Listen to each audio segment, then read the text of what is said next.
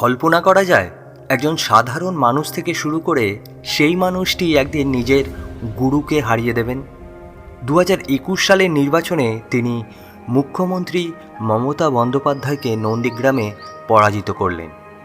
আর মাত্র 5 বছর পর 2026 সালে ভবানীপুরে দ্বিতীয়বারের মতো তাকে হারালেন। তিনি আর কেউ নন, তিনি হলেন শুভেন্দু অধিকারী।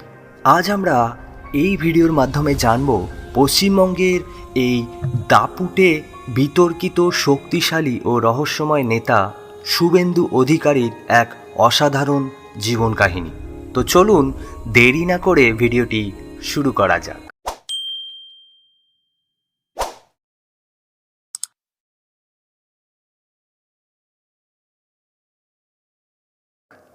শুভেন্দু অধিকারীর জন্ম 15ই ডিসেম্বর 1970 সালে পূর্ব মেদিনীপুরের বাক্সখালী গ্রামে।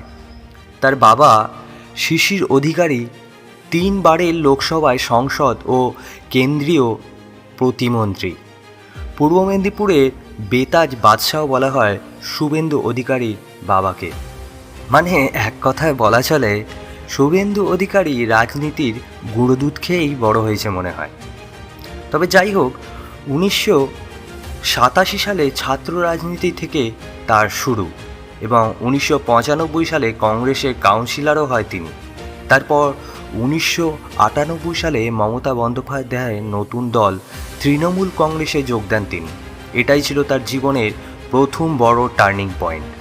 এরপর এলো 2007 সাল, পশ্চিমবঙ্গ স্মৃতি বিজড়িত একটি বছর। নন্দীগ্রাম বাম সরকার জমি অধিগ্রহণ করতে চাইল বিশেষ অর্থনৈতিক অঞ্চলের জন্য। সাধারণ মানুষ ফুটপাতে পড়ে যাওয়ার উপক্রম হলো, ক্ষোভ ছড়িয়ে পড়ল চারিপাশে। আর এই বিদ্রোহকে নেতৃত্ব দিলেন শুভেন্দু অধিকারী। তিনি গড়ে তুললেন ভূমি উচ্ছেদ প্রতিরোধ কমিটি, মানুষের পাশে দাঁড়ালেন, ডাক পড়ল ভূমিপুত্র নামে। এই আন্দোলনের সাফল্যই তৃণমূলকে 2011 সালে ক্ষমতায় এনে দিল। আর শুভেন্দু হয়ে গেলেন মমতার সবচেয়ে বিশ্বস্ত সেনাপতি। কিন্তু টার্নিং পয়েন্ট এলো তখন যখন গুরুকে ছেড়ে বিদ্রোহ। একটি কথা আছে না, রাজনীতিতে কৃতজ্ঞতা খুব বেশি দিন টেকে না। তৃণমূলে উঠে এলেন অভিষেক বন্দ্যোপাধ্যায়, আর তখনই সম্পর্কের ফাটল ধরল এবং শুভেন্দু অধিকারী সিদ্ধান্ত নিলেন এই তৃণমূল পার্টি থেকে তার সরে যাওয়াই ভালো। আর ফলাফল হলো 2020 সালের ডিসেম্বর মাসে তিনি দিলেন এক বড় ধাক্কা। তৃণমূল ছেড়ে যোগ দিলেন বিজেপিতে। আর মাত্র কয়েক মাসের মাথায় 2021 সালে বিধানসভা নির্বাচনে শুভেন্দু লড়লেন নিজের গুরু মমতা বন্দ্যোপাধ্যায়ের বিরুদ্ধে নন্দীগ্রাম কেন্দ্রে। আর ফলাফল তো ইতিহাস। তিনি মমতা বন্দ্যোপাধ্যায়কে হারিয়ে দিলেন নিজের শক্ত ঘাঁটিতে। কিন্তু আমরা সকলেই জানি প্রতিটি নেতা নেত্রী জীবন কাহিনীর পিছনেই বিতর্কিত অনেক প্রশ্ন থাকে। তেমনি শুভেন্দু অধিকারী শুধু রাজনীতিবিদ নন, তিনি একজন বিতর্কের খনিও বলা চলে। এক গ্রামসভায় তিনি বলেছিলেন, প্রথমে বাঁচতে হবে, বাঁচলে রাস্তা হবে, ধর্ম পরিবর্তন করতে হবে। এই বক্তব্য ভাইরাল হয়ে যায় সারা দেশে। কেউ সমালোচনা করেন, আবার কেউ সমর্থন জানান। তবুও এই বিতর্ক তাকে সবসময় আলোচনায় রাখে। রাজনীতির বাইরেও তিনি ক্রিকেট আর ফুটবল ভালোবাসেন। জেলা পর্যায়ের ফুটবল আয়োজনে নাকি তিনি সরাসরি অংশও নেন। এবার আপনাদের 2026 সালের সেই ইতিহাসের কথাই বলি। এখন তো সেটি ইতিহাসই বলা চলে। এবারও তার লক্ষ্য মমতা বন্দ্যোপাধ্যায়, এটা সকলেরই অজানা নয়। লড়লেন ভবানীপুর আসনে এবং নন্দীগ্রামও ছাড়লেন না। তিনি দুটি জায়গা থেকেই দাঁড়ালেন শুভেন্দু অধিকারী। একসঙ্গে 2 আসনে লড়ে 2 আসনেই জিতলেন তিনি। ভবানীপুরে তিনি দ্বিতীয়বারের জন্য মমতা বন্দ্যোপাধ্যায়কে পরাজিত করলেন। তার প্রতিশ্রুতি, বাংলায় বিজেপি সরকার 100 বছর থাকবে আর সিন্ডিকেট রাজ বন্ধ করার অঙ্গীকার। এখন আমি আপনাদের সামনে শুভেন্দু অধিকারীর একটি ইন্টারেস্টিং বিষয় তুলে ধরব, আজীবন অবিবাহিত রহস্য। আপনি কি জানেন শুভেন্দু অধিকারী আজীবন অবিবাহিত রহস্য? আজ 55 বছর বয়সেও তিনি বিয়ে করেননি। কখনো করবেন কিনা সেটি আমারও অজানা। তার উত্তর খুবই স্পষ্ট, তিনি তার জীবনকে জনসেবায় উৎসর্গ করেছেন। তিনি 3 জন মহান ব্যক্তিকে নিজের আদর্শ মনে করেন যারা অবিবাহিত ছিলেন। তাদের মধ্যে যারা হলেন সতীশ সামন্ত, সুশীল ধারা ও অজয় মুখোপাধ্যায়। মজার সুরে তিনি বলেন, তিনি বিয়ে না করার সবচেয়ে বড় সুবিধা হলো কাজ করার জন্য প্রচুর সময় থাকে, পিছনে কোনো দায়িত্ব নেই। আর তার বিশ্বাস ক্ষমতা ব্যবহার করে নিজের সন্তান বা পরিবারকে এগিয়ে নেওয়া অসৎ কাজ, তাই তিনি সেই পথ এড়িয়েই চলেন। কিন্তু আপনাদের একটা কথা অবশ্যই বলে দিই, শুভেন্দু নন, পুরো অধিকারী পরিবারই রাজনীতির মাঠে শক্তিশালী।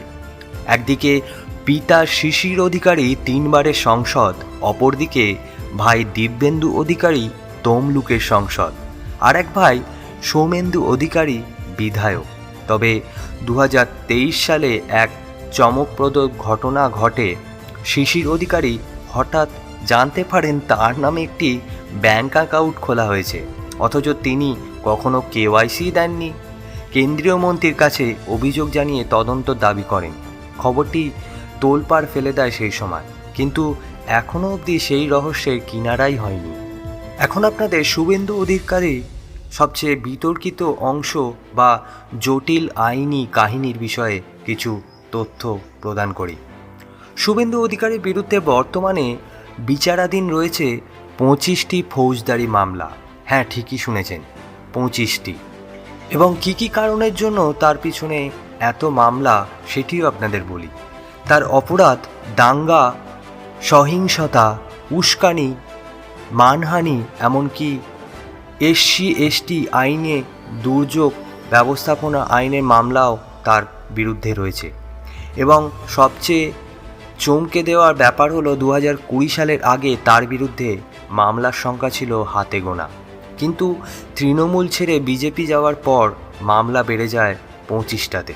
তবে 2025 সালে অক্টোবরে কলকাতা হাইকোর্ট বড় রায় দেয় তার বিরুদ্ধে 15টি মামলা খারিজ করে দেওয়া। প্রশ্ন হলো, আসল ঘটনা কি? বিজেপি বলে একটি রাজনৈতিক প্রতিহিংসা, নাকি তৃণমূল বলে অপরাধীরা এভাবেই শাস্তি পায়? সত্য কোথায় তা আপনারা ভালোভাবেই জানেন। তবে শুভেন্দু অধিকারীর যাত্রা ছিল টান টান উত্তেজনায় ভরা। এক সাধারণ থেকে অসাধারণ জনতার নায়ক থেকে গুরুদ্রোহী বিতর্কের কেন্দ্র থেকে সম্ভাব্য মুখ্যমন্ত্রী। তিনি একাই প্রমাণ করেছেন রাজনীতিতে কেউ কারো উস্তাদ থাকে না, থাকে শুধু সুযোগ ও সিদ্ধান্ত।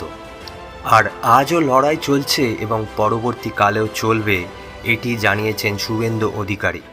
2026 সালের ফলাফল দেখার পরও বাংলার রাজনীতি থামেনি। ভবিষ্যৎ কি বলছে? শুভেন্দু অধিকারী কি বাংলার ভাগ্য বদলাতে পারবে? কিন্তু সেটি সময় বলে দেবে। আপনার মত কি? কমেন্টে জানাবেন। এবং এতক্ষণ এই ভিডিওটি দেখার জন্য আপনাদের সকলকে অসংখ্য ধন্যবাদ জানাই। এবং ভিডিওটি ভালো লাগলে ভিডিওটিকে একটি লাইক এবং শেয়ার, আর চ্যানেলটিকে তো অবশ্যই সাবস্ক্রাইব করতে ভুলবেন না। কিন্তু আবার দেখা হবে একটি নতুন ভিডিওতে। ততদিনে আপনারা সবাই ভালো থাকুন, সুস্থ থাকুন।